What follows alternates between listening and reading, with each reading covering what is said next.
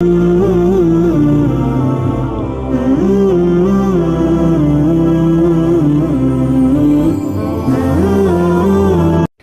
رب کہتے ہیں اللہ بہت زبردست ہے اور حکمت والا ہے.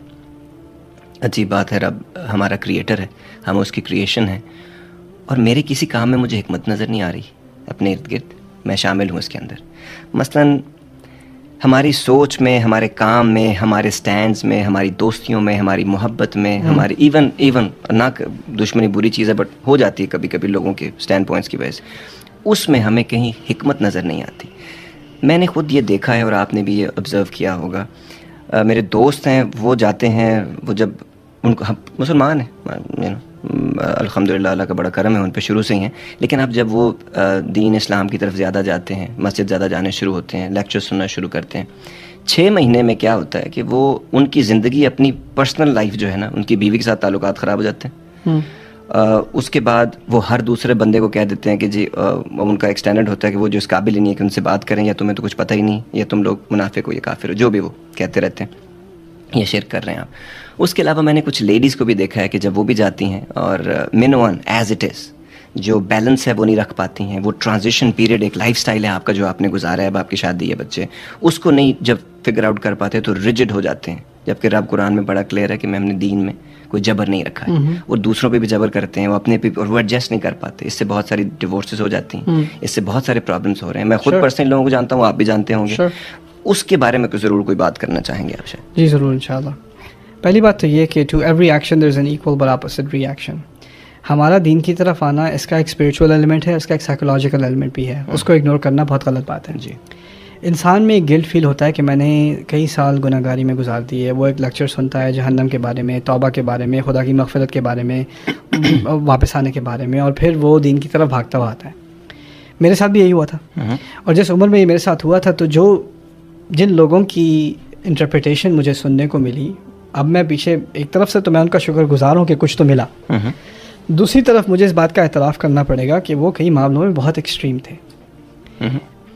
یعنی وہ ایک طرح سے میسج ان کا یہ تھا کہ دنیا بھول جاؤ، یہ سب فتنہ ہے، بس تمہیں آخرت کی فکر ہونی چاہیے اپنی.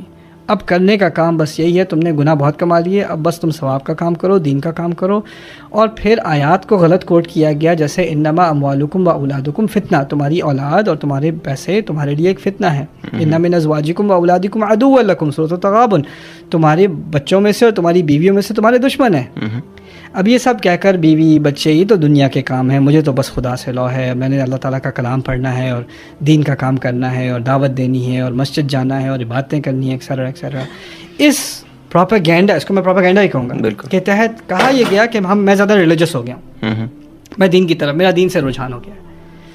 یہ پتہ نہیں کون سا دین ہے. مجھے ایک بڑی مشہور حدیث یاد آ رہی ہے. رسول صلی اللہ علیہ وسلم کے پاس ایک شخص آئے، مسلمان ہونے کو تیار تھے، مجمع بیٹھا ہوا تھا صحابہ کا، اور آ کر کہتے ہیں ابایعک علی صلاتین، میں آپ کو بیعت دینے کو تیار ہوں. بیعت دینے سے مراد ہے مسلمان ہونے کو تیار ہوں، لیکن میں نے بس 2 نمازیں پڑھنی ہیں، میں نے 5 نہیں پڑھنی.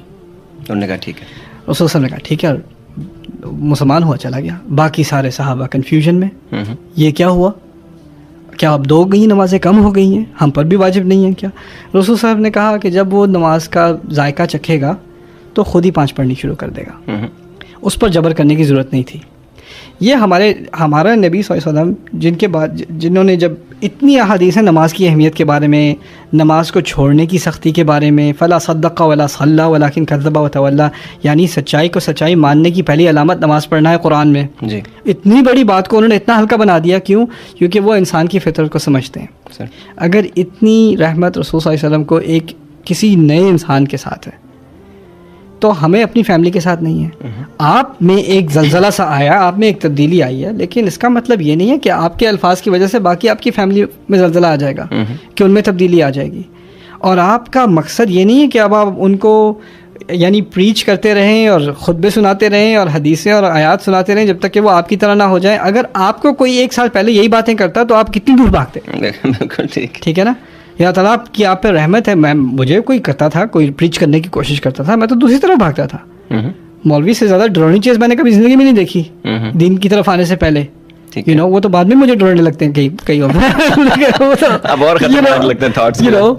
لیکن مقصد میرا کہنے کا یہ ہے کہ آپ لوگ جب اس ٹرانسفر کی طرف آتے ہیں تو انفارچونیٹلی جو اصل اسپرٹ ہے نا دین کا وہ کیا ہے؟ بیلنس، جی، مائلڈنس، ہلکا رکھنا اپنے آپ کو بھی لوگوں کو بھی، اور اپنے اوپر سختی اور جبر مت کرنا اور لوگوں پر سختی اور جبر مت کرنا.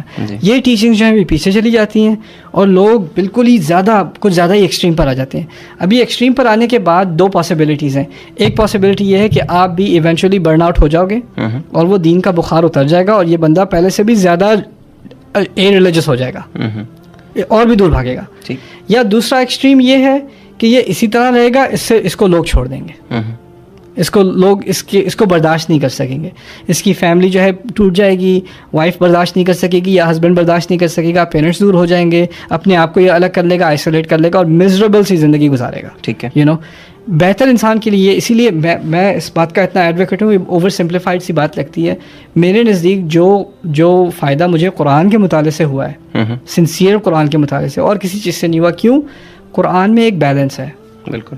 جب ابھی ایک گروہ تھا کچھ لیڈیز کا جو بہت زیادہ قرآن کا مطالعہ کرتی ہیں، ان سے انہوں نے مجھے بلایا تھا ان سے کچھ بات کرنے کو. میں نے ان کو آدھے گھنٹے کا لیکچر پتہ ہے کس بات کا دیا ہے؟ آپ اتنا مطالعہ نہ کیا کریں، بیلنس میں رہیں. میں نے قرآن کی آیات سے بس ان کو یہ سمجھانے کی کوشش کی. جب وہ اللہ تعالیٰ کہہ رہا ہے وَالذَّارِيَاتِ ذَرْوًا أَفَلَمْ يَنظُرُوا إِلَى السَّمَاءِ كَيْفَ خُلِقَتْ، کبھی جا کے آسمان کو بھی دیکھ لیا کریں. کبھی یہی کتاب آپ کو کتاب بند کر کے باہر آسمان کو دیکھنے کو کہہ رہی ہے. اگر آپ بیٹھ کر 15-20 تفاسیر بھی پڑھ لیں کہ آسمان کو دیکھو، لیکن آپ نے آسمان کو نہیں دیکھا، آپ نے بات ہی نہیں سمجھی کی کیا جا رہی ہے بات. تو یہ بالکل، تاکہ آپ پریکٹیکل لائف بھی دیکھیں، خدا کی بنائی ہوئی اور چیزیں بھی دیکھیں، زندگی بھی جئیں، آپ انجوائے بھی کریں راستے میں. اور ساتھ ساتھ یہ کسی نے نہیں کہا کہ آپ دن رات دین پڑھتے رہو،